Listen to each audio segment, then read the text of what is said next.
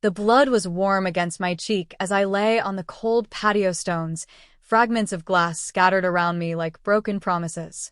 My son Connor stood in the doorway, his wife Sloane beside him, both staring down at my crumpled form through the jagged frame where their back door used to be. Not one of them moved to open what remained of that door. Not one of them reached out to help me up. Not one of them even stepped forward. In that moment, as crimson droplets fell onto the Seattle rain-soaked concrete, I realized something that would change everything. They thought I was weak. They thought I was broke. They thought I was disposable. They were catastrophically wrong on all counts. Before we proceed, comment below where you're watching from around the world. My name is Rebecca Hart, and at 75 years old, I learned that sometimes the people who hurt you most are the ones who should love you most. But I also learned something else that day, something that would become their worst nightmare. Underestimating someone can be the most expensive mistake you'll ever make. Especially when that someone has $35 million in hidden assets and 40 years of experience managing complex procurement contracts for aerospace giants. Let me take you back to how it all began, 6 months before that glass door shattered along with whatever remained of our relationship. Because this story doesn't start with violence. It starts with paperwork, missing mail, and the kind of slow-burn manipulation that happens when predators mistake kindness for weakness. It was a crisp October morning when I first noticed something was off. I'd been expecting my quarterly investment statements from Schwab, but they never arrived. When I called to ask about them, the customer service representative told me something that made my blood run cold. "Mrs. Hart, according to our records, you've requested that all statements be mailed to a different address. A Connor Hart in Seattle requested the change 6 weeks ago, said he was helping manage your affairs." Connor, my son, who had never once asked me about my investments, my financial situation, or my affairs. Who had always assumed I was surviving on Social Security and whatever modest pension he imagined I'd earned for my decades working in aerospace. I didn't correct the Schwab representative immediately. Instead, I thanked them politely and said I'd call back. Then I sat in my kitchen for a long time, drinking coffee and staring out at Elliott Bay, trying to process what this meant. See, Connor and Sloane had been showing unusual interest in my well-being lately, dropping by unannounced, offering to help with grocery shopping, Medicare paperwork, property taxes. Little comments about how complicated financial management must be at my age. Suggestions that I might want to simplify things. At first, I'd been touched by their attention. My late husband Richard had been gone for 8 years, and while I'd maintained my independence, I appreciated feeling connected to family. Connor was my only child, and Sloane, despite her sometimes sharp edges, had seemed genuinely caring. But now, sitting with the knowledge that my financial information was being redirected without my permission, those caring gestures took on a different meaning. I made 2 decisions that morning. First, I would investigate how deep this went. Second, I would document everything. The investigation started simply. I called my bank, my insurance company, Medicare, and every financial institution I had relationships with. The pattern was consistent and chilling. Over the past 3 months, someone claiming to be me, or claiming to be authorized to act on my behalf, had requested that correspondence be redirected to Connor's address. Phone numbers had been updated to Connor's cell. Email notifications had been switched to a Gmail account I'd never created. Someone had been systematically isolating me from my own financial life. The documentation started with a simple notebook. Date, time, what I discovered, who I spoke with. But I quickly realized I needed more than notes. I needed proof. That's when I remembered the brass heron. 20 years ago, Richard had bought me a pair of bookend sculptures from a gallery in Pike Place Market. Brass herons with intricate featherwork and heavy bases. I'd kept them on the living room shelf in Connor's house during my visits, never thinking much about them. But brass is hollow, and modern electronics are small. The camera I installed was no bigger than a button, with enough battery life for weeks of recording, and a wireless connection that uploaded footage directly to a cloud account Connor would never think to look for. It took me 3 visits to get it positioned correctly, hidden in the heron's base where the patina would camouflage the lens. I told myself I was being paranoid. I hoped I was wrong. I wasn't.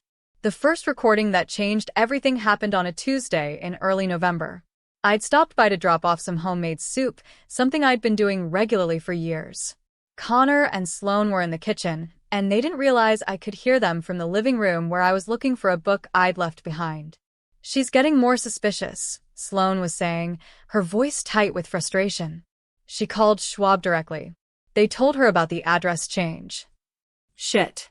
Connor's voice was sharp. "I told you we should have done this gradually. We're doing it gradually. But she's not as out of it as we thought. Maybe we need to be more direct." "More direct how?" "Sit her down. Explain that we're worried about her. That managing all these accounts and properties is too much for someone her age. Get her to sign some papers voluntarily." Connor was quiet for a moment. "Then, and if she won't? Then we make it clear that she doesn't really have a choice. She's one fall, one memory lapse, one financial mistake away from losing everything anyway. We're just protecting her from herself. Protecting her from herself. As if my own money, my own home, my own life were threats I needed protection from." "What about the house?" Connor asked. "If we can get her to sign over the deed, we can always let her live there.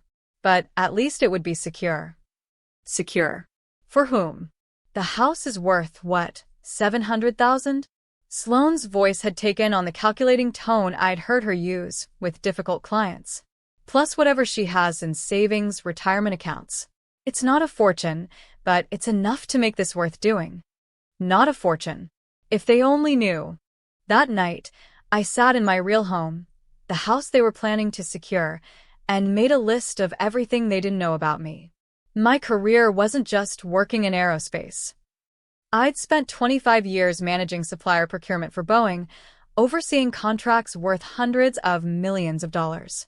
The stock options alone, vested over decades, were worth more than Connor made in 5 years. The municipal bonds I'd quietly accumulated during low-interest periods. The private equity positions in health tech and green energy. The real estate investment trusts that had paid steady dividends for 15 years. $35 million they knew nothing about, because they'd never bothered to ask what I'd actually done with my life. If you were in their place, what would you have done? Let me know below. But it wasn't just the money they didn't understand. It was me. They saw a soft-spoken older woman who baked cookies and asked about their work.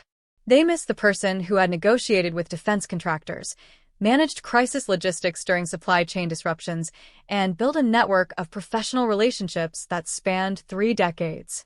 They thought I was weak because I was kind. They thought I was naive because I was trusting. They thought I was poor because I was humble. They were about to learn the difference between choice and circumstance. The second recording that sealed their fate happened 2 weeks later. I'd been invited for Thanksgiving dinner, a family tradition that now felt like a business meeting in disguise. The camera captured everything: the careful conversation steering, the financial concerns they raised, the papers they tried to get me to look at. "Mom," Connor said over dessert, "Sloane and I have been talking to a financial advisor. He says that at your age it really makes sense to simplify your portfolio. Consolidate accounts. Maybe think about transferring assets to avoid estate tax complications." Estate tax complications. As if I were already dead. "What kind of assets are we talking about?" I asked innocently. "Well, the house, obviously. Whatever retirement savings you have. Maybe some of the investments Richard left you." Investments Richard left me. They assumed everything I had was inherited, not earned. Even in their greed, they couldn't imagine that I might have built wealth independently. "I appreciate your concern," I said carefully, "but I'm comfortable with my current arrangements." Sloane leaned forward, her smile sharp. "Rebecca, with all due respect, are you really qualified to make those kinds of complex financial decisions? This isn't about buying groceries or paying utilities. This is about sophisticated asset management." Sophisticated asset management. From a woman whose staging business was operating on a revolving credit line and whose husband sold software subscriptions. "I've been managing my own finances for quite some time," I replied. "But have you really?" Connor's voice carried an edge I'd never heard before. "Mom, I've seen the mail that comes to the house. Medical bills you probably don't understand. Investment statements you probably can interpret. Property tax assessments that are probably confusing. Medical bills I didn't understand. Investment statements I couldn't interpret. As if age had erased 40 years of professional experience. That's when Sloane played her trump card. Rebecca, we love you. We want to help you. But we can't help you if you won't let us. And frankly, watching you struggle with things that are clearly beyond your capabilities, it's heartbreaking. Heartbreaking. Their solution to their heartbreak was to take control of my assets. I'm not struggling, I said firmly. You're not seeing the full picture. Connor snapped, his patience finally wearing thin. You're 75 years old. You live alone in a house that's too big for you. You're trying to manage financial accounts that are probably more complicated than anything you dealt with when you were working some administrative job 40 years ago. Some administrative job. That stung more than I expected. Mom, we're trying to help you face reality here. Your income is limited. Your expenses are high. Your ability to handle complex decisions is declining. My ability to handle complex decisions was declining. This from a man who'd asked me to co-sign a business loan 6 months earlier because his credit wasn't good enough to qualify on his own. I think I'm managing just fine, I said, standing to clear dishes. That's when Connor made his first major mistake. He stood too, blocking my path to the kitchen. Mom, you can't keep living in denial. We're trying to help you, but you're being impossibly stubborn. I'm not in denial about anything. Aren't you? Sloane's voice was getting sharper. You're an elderly woman living alone, trying to manage finances that are clearly beyond your understanding, refusing help from people who love you. If that's not denial, what is? I tried to step around Connor, but he didn't move. We're not finished talking about this, he said. I am. Well, we're not. Sloane was standing now too, her real estate smile completely gone. Rebecca, you're being selfish. Do you know what it's like for us, watching you make decisions that could ruin your financial security? Do you know how that makes us feel? How that made them feel? As if my financial independence was somehow a burden they had to bear. I need to go home, I said. You need to listen, Connor replied, his hand landing on my shoulder. Mom, we're your family. We love you. We're trying to protect you from making mistakes that could cost you everything. Mistakes like maintaining control of my own assets. Let me go, I said quietly. But Connor's grip tightened, and Sloane moved to block the front door. Not until you understand that we're trying to help you, Connor said. And not until you stop being so impossibly selfish about this, Sloane added. That's when I headed for the back door instead, hoping to avoid a confrontation. But Sloane was faster, positioning herself in the doorway. Move, please, I said. Rebecca, you're being ridiculous. Absolutely ridiculous. Here we are, trying to help a stubborn old woman who can't see past her own pride, and you're acting like we're the enemy. A stubborn old woman. That's what I'd become in their minds. Not a person with agency, not someone with experience and judgment, not a woman who'd built a substantial fortune through decades of careful planning. Just a stubborn old woman standing between them and what they wanted. I said move. But she didn't move, and Connor's hand was still on my shoulder, pulling me back from the door. We're not letting you leave until you listen to reason, he said. And then everything happened at once. Sloane pushed forward, trying to physically steer me back to the living room. Connor pulled backward, trying to force me away from the door. My foot caught on the edge of the patio step. The world tilted sideways, and then I was flying backward through their glass door. The sound was like a gunshot. Like thunder. Like the moment when everything you thought you knew about the people you love shatters into 1,000 pieces. I hit the patio stones hard, safety glass raining down around me like deadly confetti. Pain shot through my back, my arms, my face where the shards had cut me. But what hurt most was the silence that followed. Through the jagged frame of what used to be their back door, I could see Connor and Sloane staring at me. Connor's face was white with shock.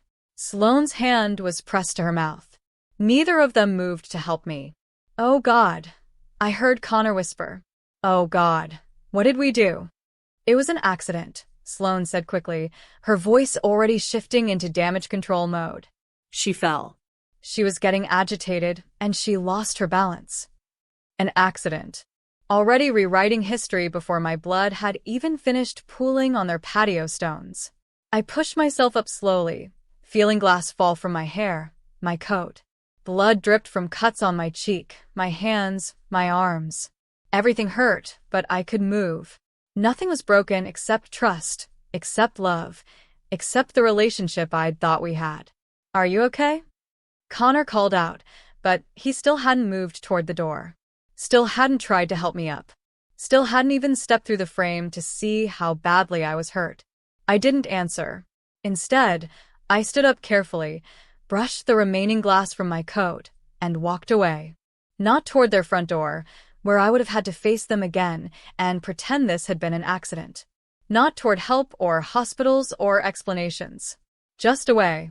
I walked 2 blocks through the Seattle drizzle to a small diner on Pine and First, my torn coat drawing stares from other customers. The waitress, a woman about my age with kind eyes and graying hair, took one look at me and slid a stack of napkins across the counter without being asked. "Take your time, honey," she said quietly. I pressed the napkins to the cuts on my face and ordered coffee. Black. While I waited, I used my phone to book a room at a small motel in Ballard under a different name, Sarah Chin, a name I'd used for online purchases when I wanted privacy. Then I opened the notes app on my phone and typed 4 words that would become my battle plan. Get. Proof. Move. Quietly. Do you think what they did was right or wrong? Comment your take. No judgment. That night, alone in a motel room that smelled like disinfectant and old carpet, I sat on the narrow bed and really looked at myself in the mirror for the first time since the fall. The cuts weren't deep, but they were numerous. Glass had left thin lines across my cheek, my forehead, the backs of my hands. I looked like someone who'd been through a window, which, of course, I had. But as I cleaned the wounds and applied bandages from the first aid kit I'd bought at a drugstore, I realized something important. I wasn't just looking at someone who'd been hurt. I was looking at someone who'd survived. Someone who'd walked away from a situation that could have been much worse. Someone who now had clarity about what needed to happen next. The next morning, I made my first call. Priya Patel answered on the second ring. "Mrs. Hart? Oh my goodness, I haven't heard from you in, 3 years? How are you?" I'd mentored Priya 15 years earlier when she was a young computer science graduate trying to break into cloud security.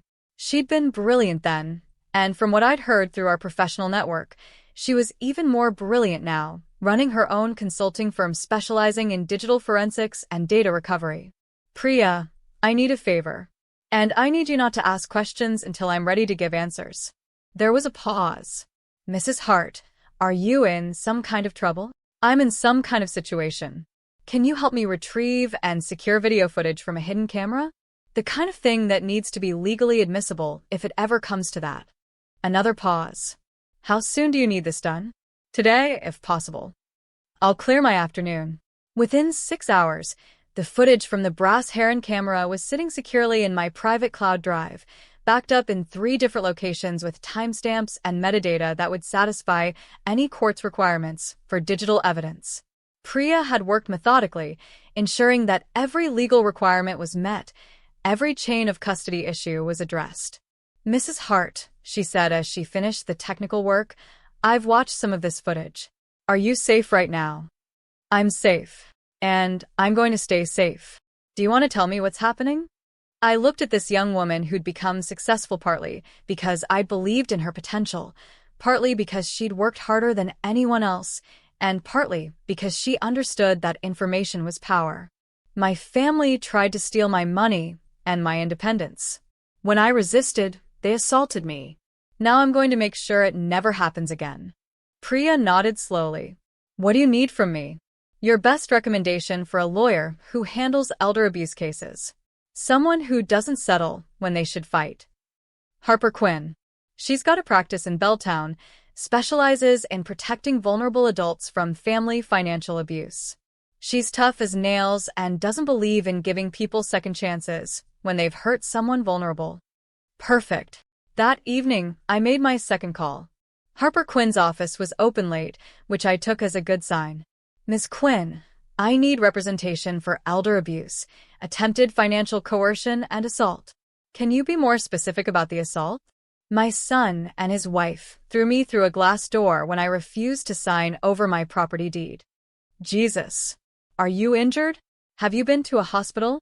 I'm injured, but not seriously. And no, I haven't been to a hospital. I have video evidence of the assault and documentation of the financial manipulation attempts. Mrs. Hart. Rebecca Hart. Mrs. Hart, I think we need to meet as soon as possible. Can you come in tomorrow morning? I'll be there. Harper's office was everything Priya had promised. Functional, no nonsense, focused on results rather than appearance. No fancy artwork, no leather-bound books for show, no attempts to impress clients with expensive decorating. Just filing cabinets, legal texts, and a woman who looked like she could take on the world and win. Harper reviewed everything methodically. The photos of my cuts, taken in the motel bathroom with timestamps. The video footage from the Heron camera showing the entire sequence from Connor blocking my path to my body hitting the patio stones. The deed that was still in my name only. The notebook I'd been keeping for months, documenting every missing bank statement, every redirected piece of mail, every time Sloan had helped with my Medicare card, every utility bill Connor had moved to his email address.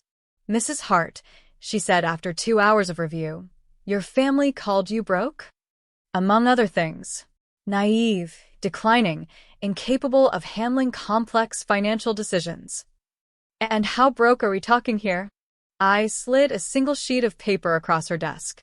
A summary statement from my primary investment account, showing current balances across all holdings. Harper's eyebrows rose. 35 million is the opposite of broke. They don't know about it. They never asked what I used to do for work. They assumed I was some kind of low-level administrator who retired on Social Security and whatever small pension they imagined I had. What did you actually do? I managed supplier procurement for Boeing. 25 years overseeing contracts worth hundreds of millions of dollars. Stock options, performance bonuses, strategic investment planning. I built this wealth over 4 decades of careful financial management. Harper leaned back in her chair, and for the first time since I'd walked into her office, she smiled. It wasn't a pleasant smile. Mrs. Hart, we're going to make them very sorry they underestimated you. Over the next week, everything moved with surgical precision. I rented a month-to-month apartment near Green Lake under the Sarah Chen identity I'd established years earlier for privacy purposes. Harper filed preliminary motions for protective orders and began the discovery process that would eventually expose every aspect of Connor and Sloan's attempted financial manipulation. But most importantly, I made a phone call that would change everything. Darius? It's Rebecca Hart. I'm ready to activate the trust structure we discussed. Darius Cole had been my estate attorney for 8 years. We'd originally discussed creating a complex trust structure that would protect my assets from potential creditors, estate taxes, and family disputes. But I'd always hesitated to lock away my wealth so completely, preferring to maintain direct control. Now, it seemed like the perfect time to prioritize protection over control. Rebecca, I thought you decided against the irrevocable trust approach. I've reconsidered. I want to create something more substantial than we originally discussed. A nonprofit foundation. The Northwind Initiative. I want to start with $10 million, focused on helping women over 60 rebuild after financial abuse. There was a long pause. That's quite a departure from keeping everything under your personal control. Control is an illusion, Darius. I'm choosing where to direct the illusion. While Darius worked on the legal structures that would eventually house the majority of my wealth, I made another call that would prove crucial to understanding the full scope of what Connor and Sloan had attempted.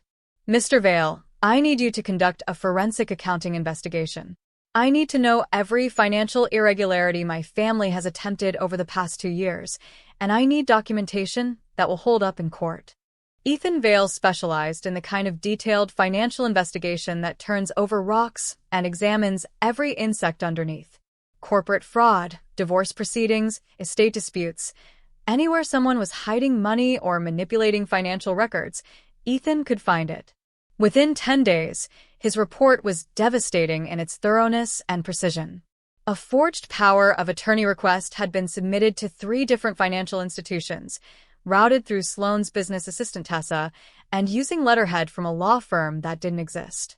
A HELIC application had been submitted against my property with my name deliberately misspelled, Rebecca Hart instead of Rebecca, which would have made it harder for me to discover if approved. Banking emails had been systematically redirected to a shadow Gmail account that Connor controlled. Phone plan changes had temporarily disabled my 2-factor authentication for several financial accounts. A new credit monitoring service had been established in my name without my knowledge. Most disturbing was the timeline. These attempts hadn't started recently. Ethan's investigation showed a systematic pattern going back 18 months, with attempts becoming more aggressive over time. Mrs. Hart, Ethan said during our review meeting, this shows a very sophisticated understanding of financial systems and a long-term strategy for gaining control of your assets. Whoever planned this knew what they were doing. How much could they have taken if they'd succeeded? With the power of attorney and property deed, probably everything. Your house, your investment accounts, your bank balances. They would have had legal authority to make decisions on your behalf. I thought about this for a long time. Connor and Sloane hadn't just been opportunistic. They'd been methodical, patient, strategic. This wasn't a desperate grab for quick money. This was a carefully planned campaign to strip me of my independence and financial security. But Ethan's most interesting discovery was yet to come. Mrs. Hart, there's one more thing. I found evidence that your son attempted to secure a business loan using your property as collateral about 6 months ago. Do you remember him asking you to co-sign anything? He mentioned a business opportunity in Kirkland. Some kind of office building purchase. I said no because something felt wrong about it. Good instincts. The property is currently in foreclosure. If you'd co-signed, you'd be personally liable for $800,000 in debt on a building that's worth maybe half that in today's market. My instincts had saved me twice now. Once from financial catastrophe, and once from trusting family members who had already decided to betray me. Who do you trust at this point in the story? Drop your guess. Judge Marisol Carver had a reputation in King County Family Court for taking elder abuse cases seriously and moving them through the system quickly. She reviewed Ethan's forensic accounting report, watched the silent video footage of my fall through the glass door, and listened to Mrs. Alvarez, my longtime neighbor, describe seeing me walk away that day with my torn coat and blood on my face. Mrs. Hart, Judge Carver said during the initial hearing, do you feel safe in your current living situation? Yes, Your Honor. I've taken comprehensive steps to ensure both my physical safety and my financial security. And what steps would those be? I've relocated to a secure apartment under an assumed identity. I've transferred the majority of my assets into an irrevocable trust structure managed by independent trustees. I've retained legal representation and forensic accounting services.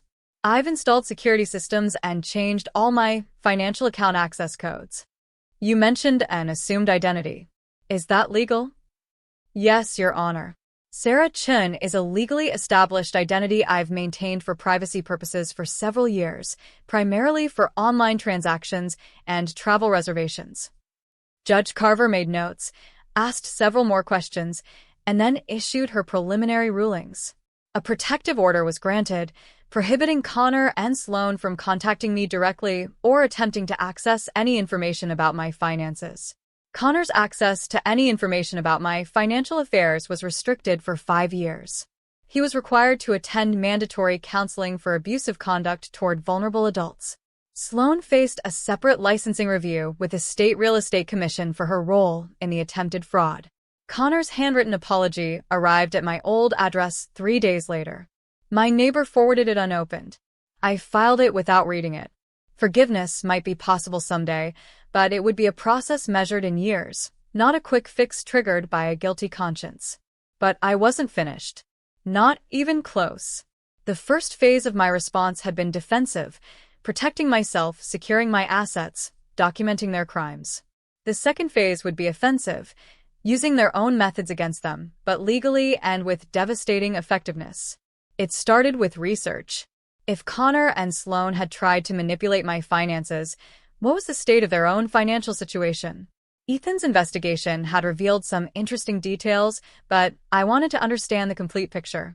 What I discovered was fascinating and useful. Connor's enterprise software sales job was commission-based, with highly variable income that ranged from very good months to very bad months. His base salary was modest, and his total compensation depended entirely on closing deals in a competitive market with long sales cycles. Sloane's luxury staging business was even more precarious. She operated on a revolving credit line that she used to purchase furniture and accessories for high-end properties. When a house sold, she got paid and could repay the credit line. But she had to float the costs for weeks or months, and if a listing didn't sell, or if a seller decided to change staging companies, she could be stuck with expensive furniture she couldn't use and bills she couldn't pay. Both of their incomes were unpredictable, but their expenses were not.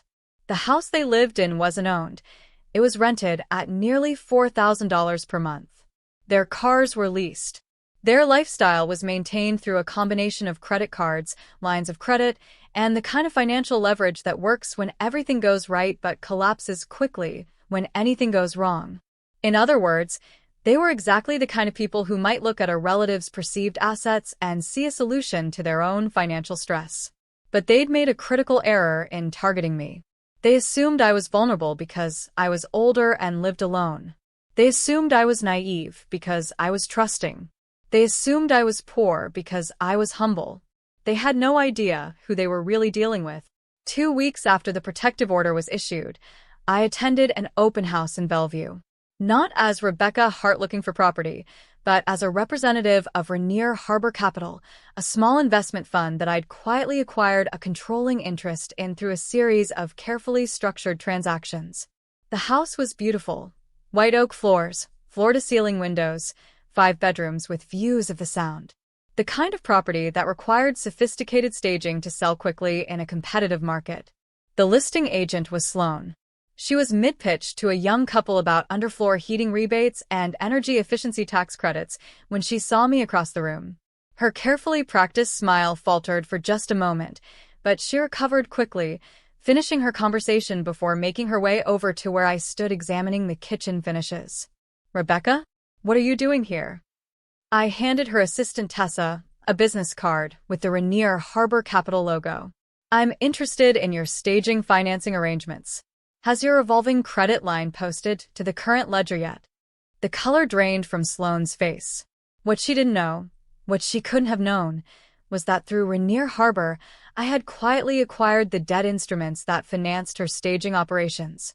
When you control someone's financing, you control their entire business model. "I think there might be some confusion," Sloane said carefully, her voice tight. "No confusion at all. Rainier Harbor now holds your staging credit line as of last Friday. I'm here to discuss repayment terms and ongoing operational requirements." Tessa looked between us nervously. In her hands was a portfolio of active listings, all dependent on Sloane's staging work, all financed through the credit line I now controlled. "We should probably discuss this privately," Sloane said. "We should. I'll have my attorney contact yours to schedule a meeting." That afternoon, Harper's phone rang. Sloane's attorney wanted to resolve things privately and avoid unnecessary litigation. Harper's response was professionally delivered but unambiguous: declined. But acquiring Sloane's debt was just the beginning.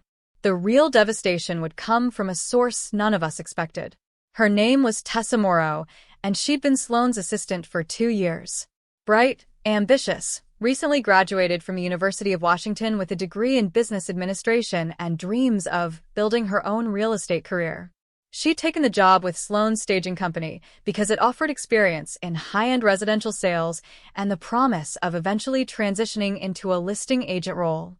What Tessa hadn't expected was being asked to forge documents. It started small, the way these things always do. Sloane needed a power of attorney form filled out for a client who was traveling. Could Tessa just sign the witness line? The client had already signed it, but the witness signature was missing, and it was holding up a transaction. Then there was the HELIC application that needed to be submitted quickly before interest rates changed. The client's signature was a little different than usual, but that happens when people are stressed. Could Tessa just notarize it without being too picky about the documentation? Then came the request that made Tessa's stomach turn. She needed to submit a change of address form to several financial institutions for an elderly client who was getting confused about her mail. The client had given verbal permission, Sloane said, but she was embarrassed about needing help and didn't want to sign paperwork that made her feel incompetent. Tessa had done it. All of it. Because she was young, because she needed the job, because Sloane was successful and confident and seemed to know what she was doing. But when Ethan's forensic investigation revealed that her signature was on documents she now understood were forged, Tessa realized she was potentially facing criminal charges for fraud, forgery, and elder abuse. She called Harper directly.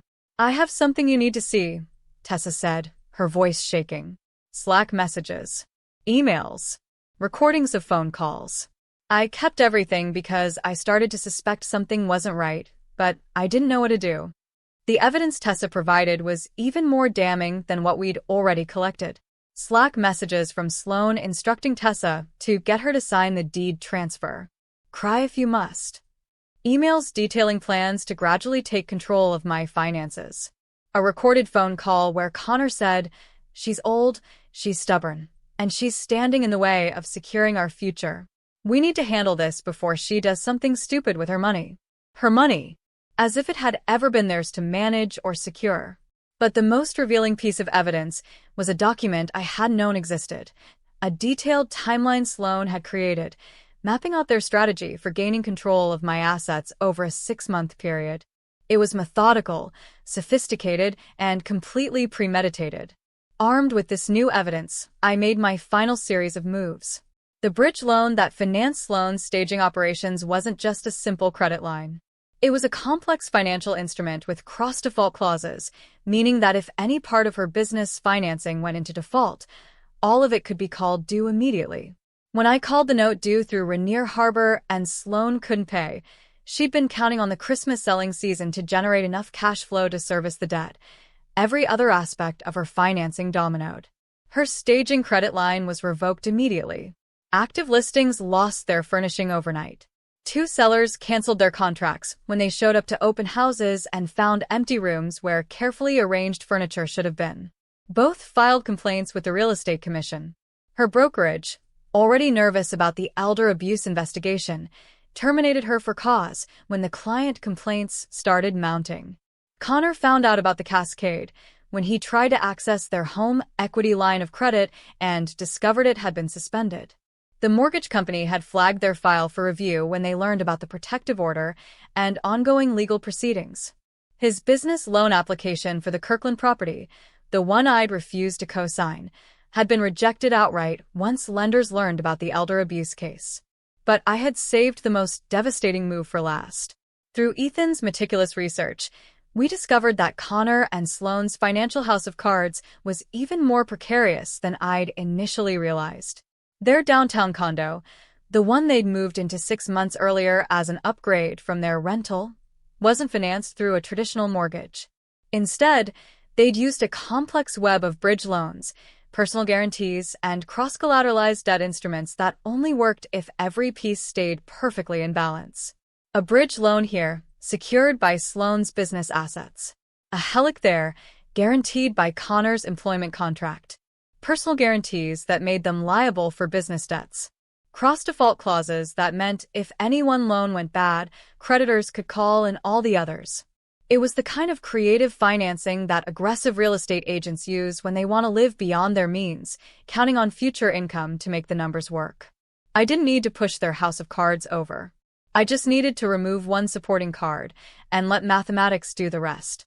The HOA in their condo building had an old unpaid fine from a previous owner, something small and bureaucratic that had been ignored for years. $150 for unauthorized modifications to a balcony railing. The kind of petty municipal debt that most people forget about until it becomes a problem. We acquired the HOA's lien for pennies on the dollar. The same law firm that handled the lien collection also happened to represent some of the smaller creditors in Connor and Sloane's financing chain.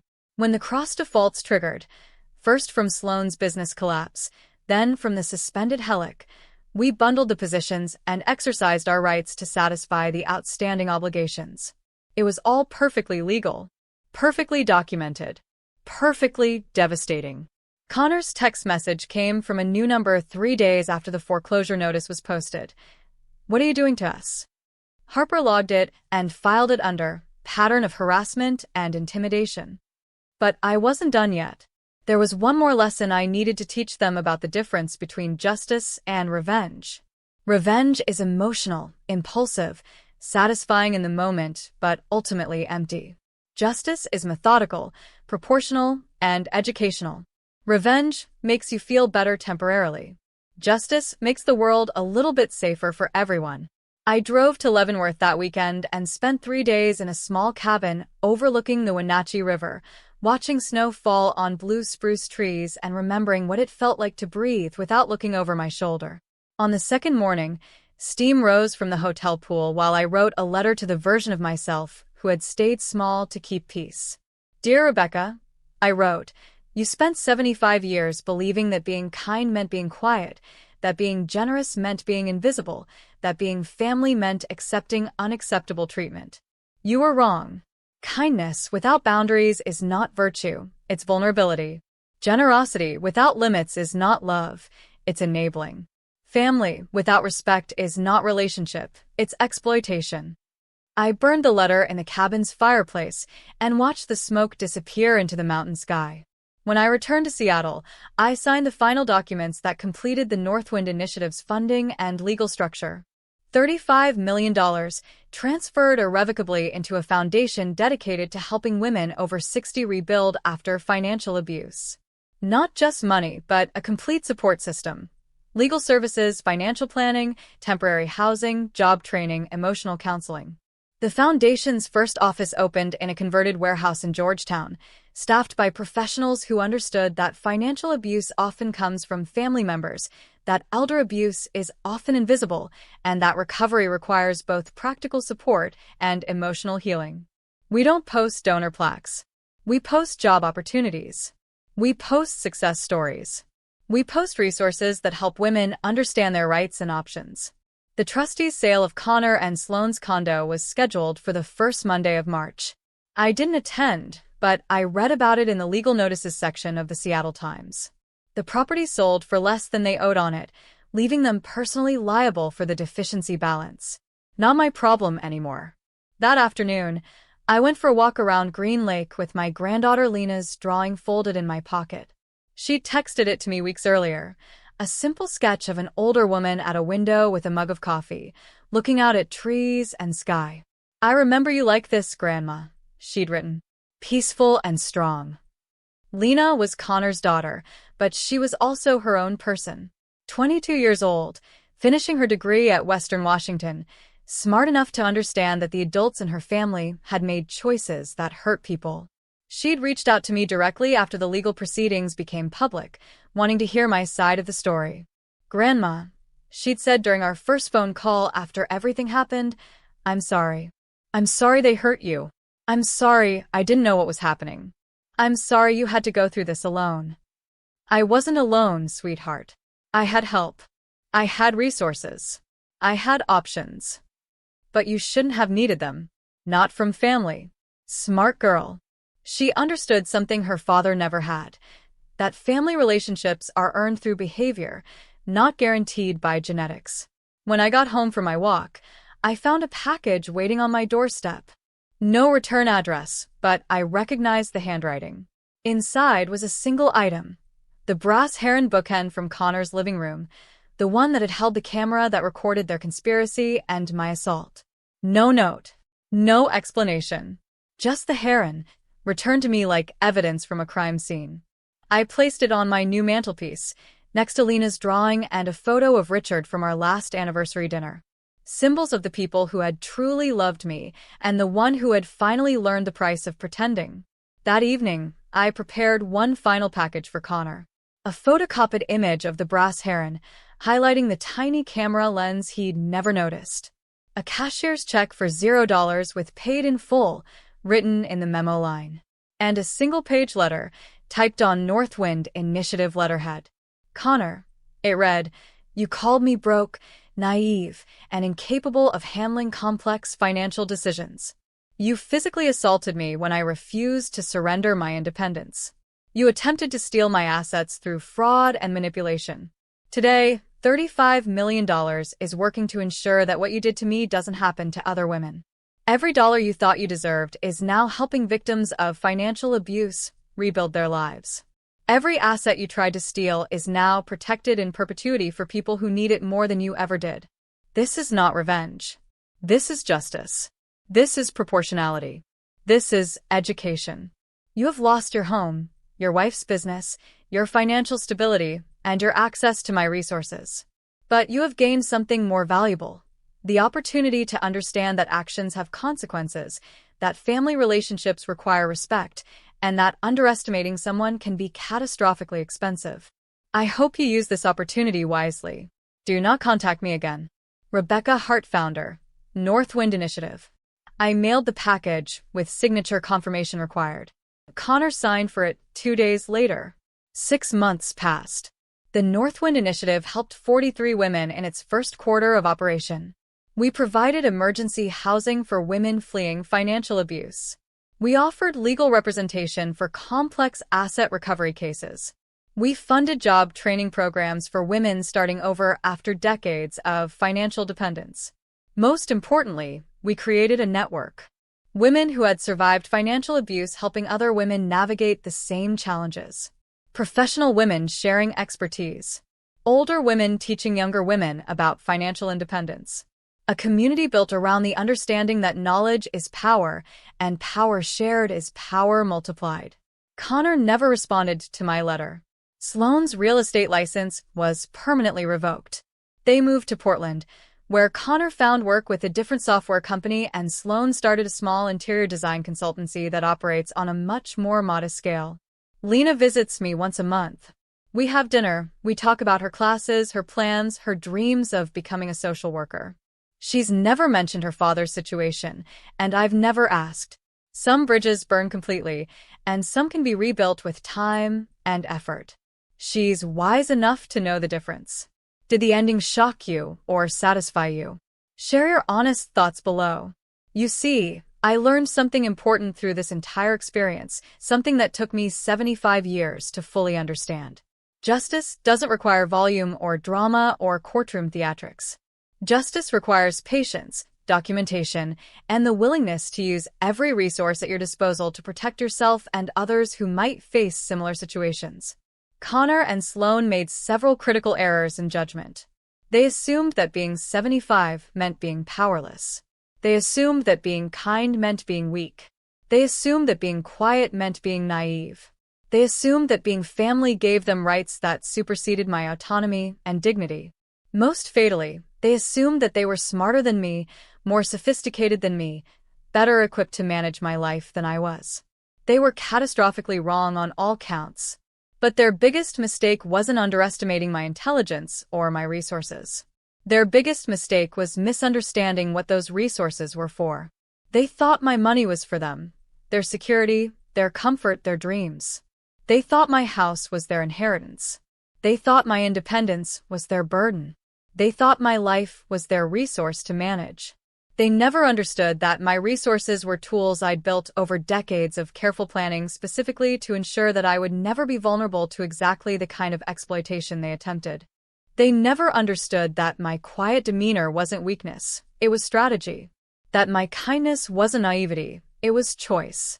That my trust wasn't blindness, it was conditional.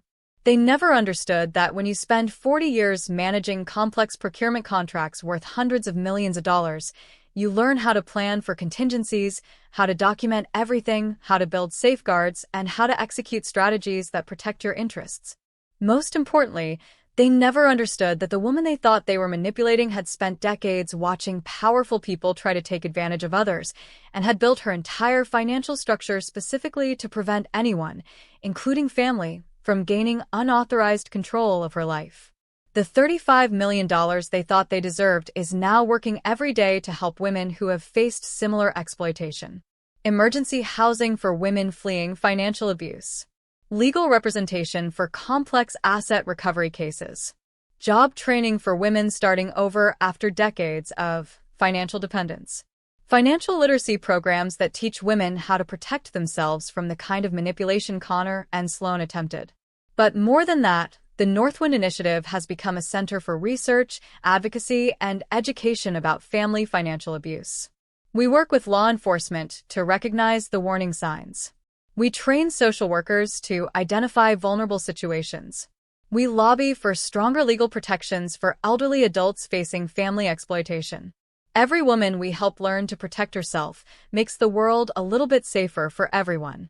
Connor and Sloan lost their house, their business, their financial stability, and their access to what they thought was their inheritance.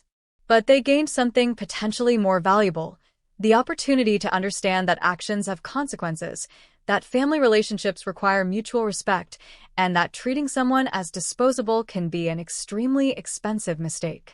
Whether they choose to learn from this opportunity is up to them. I choose to believe that people can change, that painful experiences can lead to growth, that even the worst mistakes can become learning opportunities. But I also choose to protect myself and others from people who haven't yet demonstrated that they've learned anything from their mistakes. The protective order remains in place. My assets remain protected in the trust structure. My new identity and location remain secure. I live quietly now in a house I chose, in a neighborhood where I'm known as Rebecca the volunteer, Rebecca the mentor, Rebecca the woman who helps other women navigate complex financial decisions. Some people might say, I went too far. That family should forgive family.